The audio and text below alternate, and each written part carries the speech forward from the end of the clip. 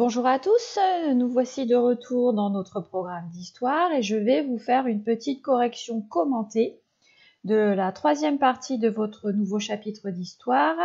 Et donc aujourd'hui, je vais corriger avec vous les questions sur un nouveau régime politique, la 4e République. Vous deviez travailler à partir de votre livre, page 212-213, sur différents documents. Premier document. Le document 5, un petit tableau chronologique pour comprendre un petit peu la mise en place chronologique donc, de la 4e République. Première question, de quand date la nouvelle constitution donnant naissance à la 4e République? Eh bien, cette constitution date, si on regarde la mise en place finale de cette constitution, du 13 octobre 1946. Qui a eu la charge de rédiger cette constitution? Si vous regardez en détail dans le tableau, vous voyez qu'on parle d'une Assemblée nationale constituante. On a donc élu, le 21 octobre 1945, des députés dont la seule tâche au final, était de rédiger cette constitution. Cette constitution, on vous demande, question C, par quels moyens elle a été instaurée?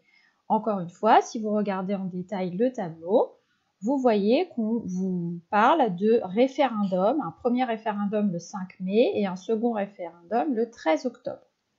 Cette adoption fut-elle simple? Eh bien, si on considère le fait qu'il y a eu besoin de 2 référendums pour que cette constitution soit adoptée et qu'il a fallu, si vous regardez bien le tableau, une deuxième élection pour constituer une nouvelle Assemblée nationale constituante, on s'aperçoit que non.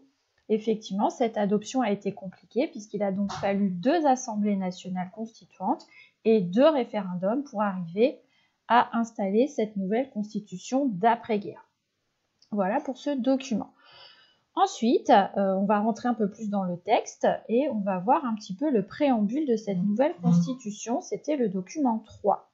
Quels sont les grands principes réaffirmés dans cette constitution? Eh bien, tout simplement, des principes de droit, de liberté et d'égalité qui sont principalement annoncés dans l'article 1er.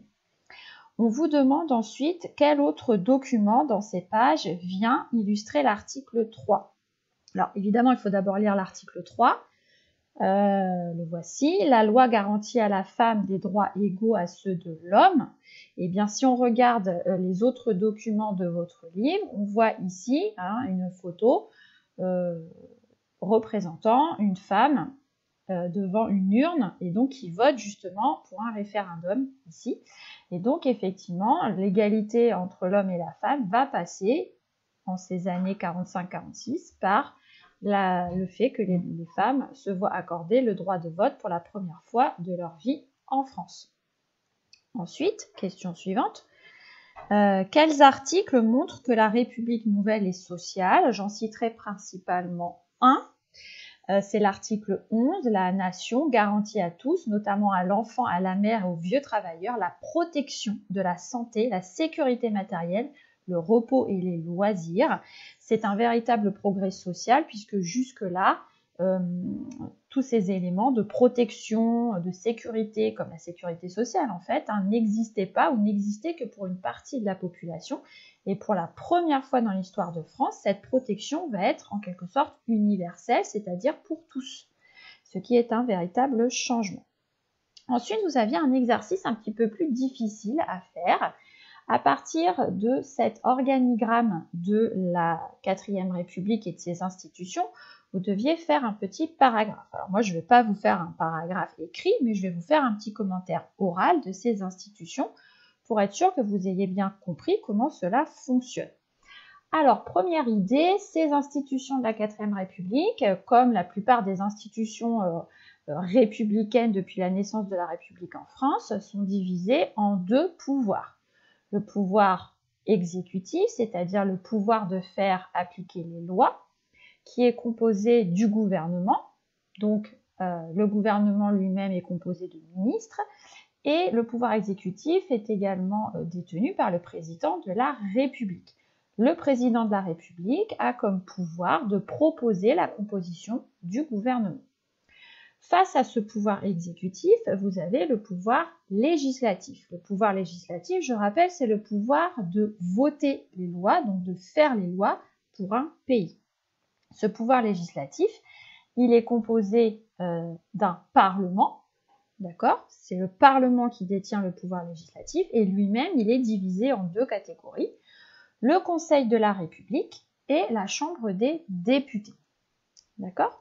Alors, le Conseil de la République, il est élu au suffrage universel indirect, puisqu'on vous montre qu'il est élu par ce qu'on appelle des grands électeurs. D'accord? Eux-mêmes élus par les citoyens, hommes et femmes de plus de 21 ans, puisqu'à l'époque, la majorité est à 21 ans. Face à ce Conseil de la République, vous avez la Chambre des députés, composée de 627 députés de diverses partis, allant de la gauche, extrême gauche, même à la droite et l'extrême droite. Et ces députés, eux, ils sont élus au suffrage universel direct, c'est-à-dire directement par les électeurs, donc hommes et femmes, citoyens français âgés de plus de 21 ans.